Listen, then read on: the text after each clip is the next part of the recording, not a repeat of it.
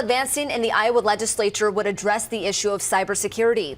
It aims to create a unit that would handle online threats. The move comes after cyber attacks targeted schools in Iowa, including Cedar Rapids, Linn-Mar, and the state's largest school district, Des Moines.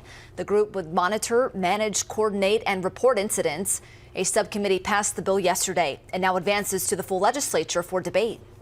A bill introduced to the Iowa House would limit who qualifies for food assistance and what foods they can buy.